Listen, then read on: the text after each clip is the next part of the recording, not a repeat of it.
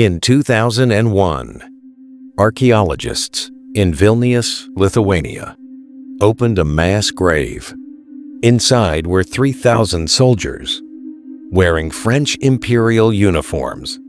Scientists drilled into the pulp of their teeth and extracted DNA. What they found inside rewrote 200 years of military history. Napoleon's Grande Armée was not destroyed by Russia's winter. This is the story of the body louse and how it killed the most powerful army the modern world had ever built. Every history book on Earth tells the same story. Napoleon invaded Russia in June 1812 with over 600,000 men. The Russians retreated, burning everything behind them. Napoleon reached Moscow and found it empty and on fire. Then winter came. His army froze to death on the long march home. General Winter defeated Napoleon. That is what every school teaches. There is one problem with that story. By October 1812, before any serious cold had arrived, Napoleon had already lost 322,000 men.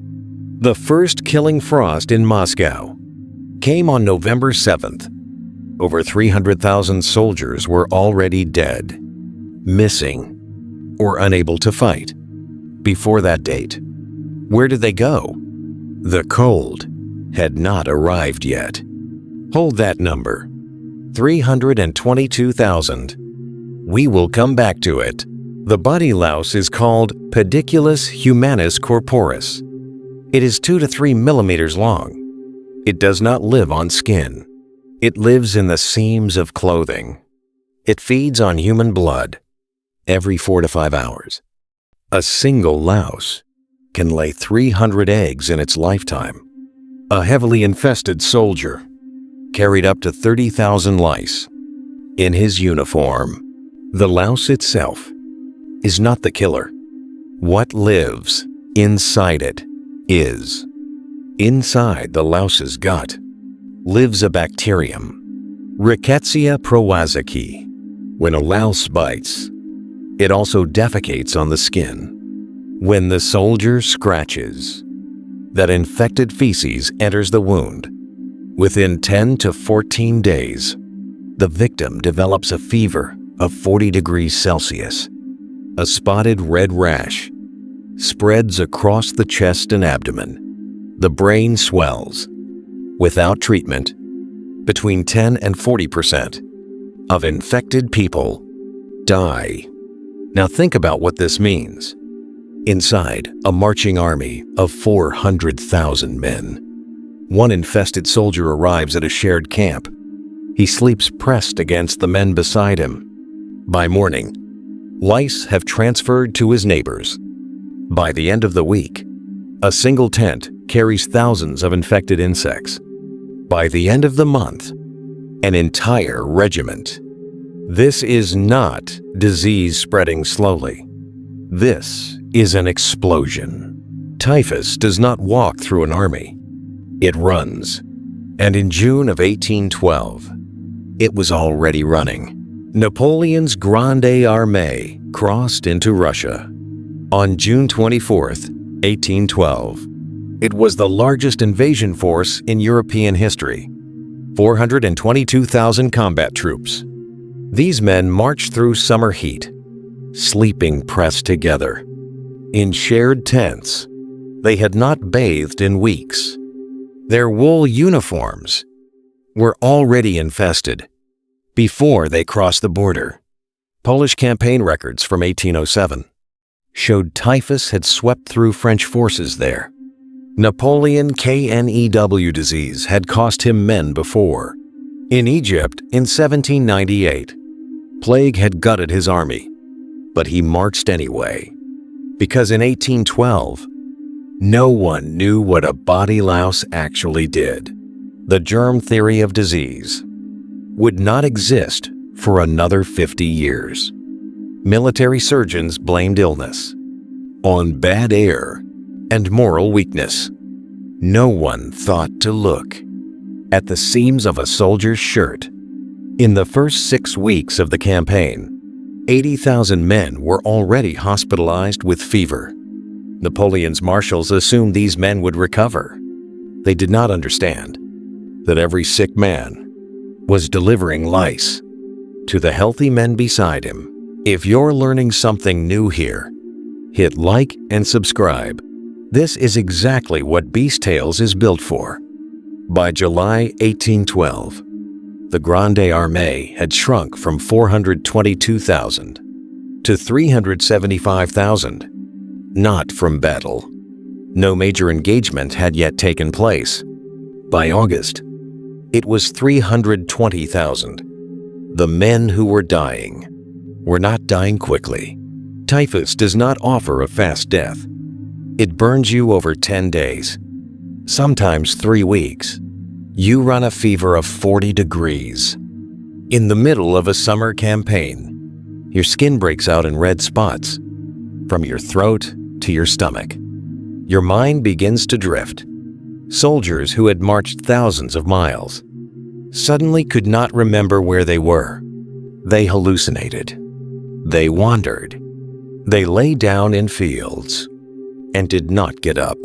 Their officers could not always tell if a man was dying from typhus or simply refusing to continue. It did not matter. Either way, he was gone from the order of battle. 5,000 men a week, then 6,000. Not from Russian swords, not from cannon fire, from an insect no one could see. The Battle of Borodino on September 7th killed 30,000 French soldiers in a single day.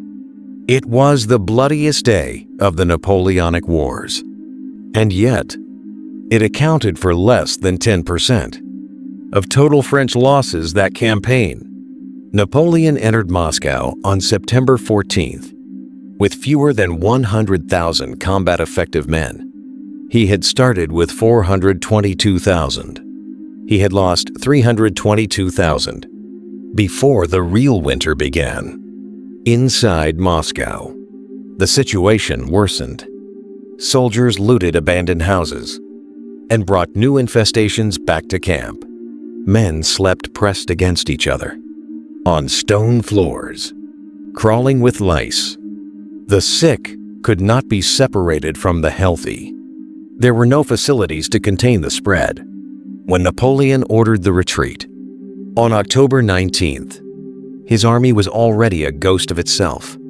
The winter that followed did not create the catastrophe. It simply completed one already in progress.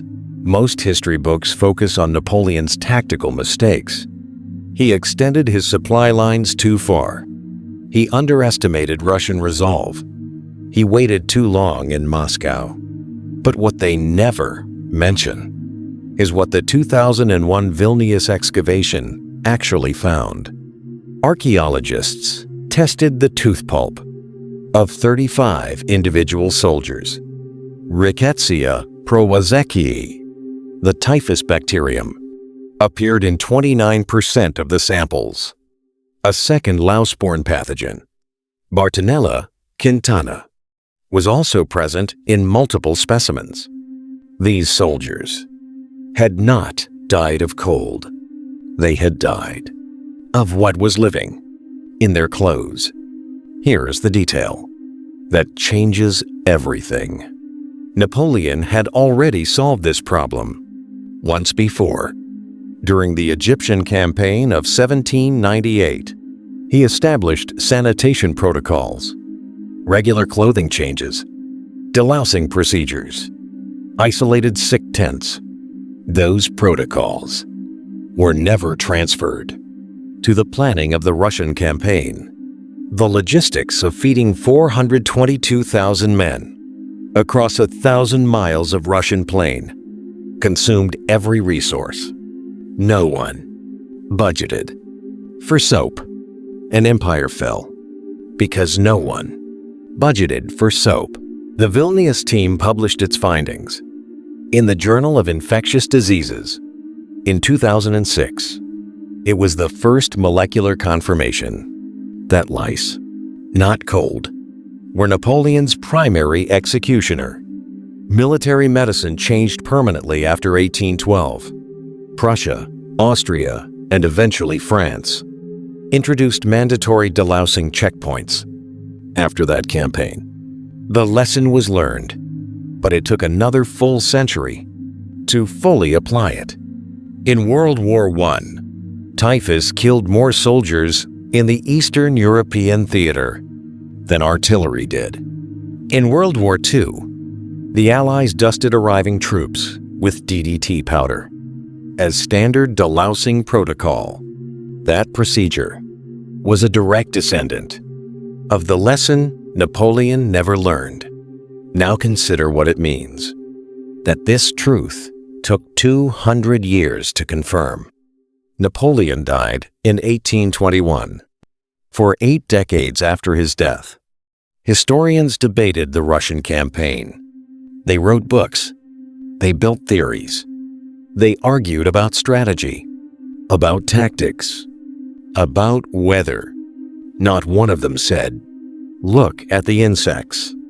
It was not until DNA science reached the point where bacteria could be extracted from a dead man's teeth that the answer became impossible to ignore.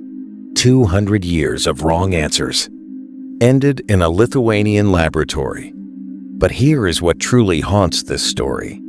Napoleon already had the answer. In Egypt in 1798, he had watched his army suffer from disease. He had issued protocols. He had separated the sick. He had mandated clothing changes. And it worked. Then he forgot, or chose not to remember, or simply did not connect the Egyptian problem to the Russian one. And 322,000 men paid for that failure of memory. Remember that number we mentioned at the start of this video? Historians defending General Winter had to explain it away. They called those losses straggling, desertion, battle attrition. But the math never worked. The timeline of losses matches exactly the spread pattern of an epidemic moving through an unimmunized population. 30 days after crossing into Poland and Lithuania, regions already endemic with typhus, French losses begin spiking. 60 days in, the army is losing 5,000 men per week to fever alone. The molecular evidence from 2001 simply confirmed what the numbers had always implied. The greatest army ever assembled on European soil was not beaten by a Russian winter. It was beaten by an insect, smaller than an apple seed. No general, no czar, no blizzard deserves more credit for stopping Napoleon than a creature invisible to the naked eye. History gave all the credit to the cold. In June 1812, 422,000 men marched east, behind the most powerful military machine in the world. They were the best trained soldiers in Europe. They were commanded by the greatest general of his age. They had never been stopped. By December, fewer than 10,000 returned in fighting condition. That was not winter. That was not poor tactics. That was not Russian courage. Though Russia fought with extraordinary determination, that was 30,000 lice per soldier, multiplying across 422,000 bodies, inside wool uniforms that were never changed. Napoleon once said, "An army marches on its stomach." He was right. What he never knew was that something else was marching too, in the stitching of every uniform. In his army, history will always prefer dramatic explanations. The frozen steppe, the endless retreat, the fire and ice of Russia. But the truth is far smaller and far more terrifying. Because a winter you can prepare for. A louse you cannot see. And the next time you hear that Napoleon was defeated by winter, remember, winter arrived in November. The army was already dead.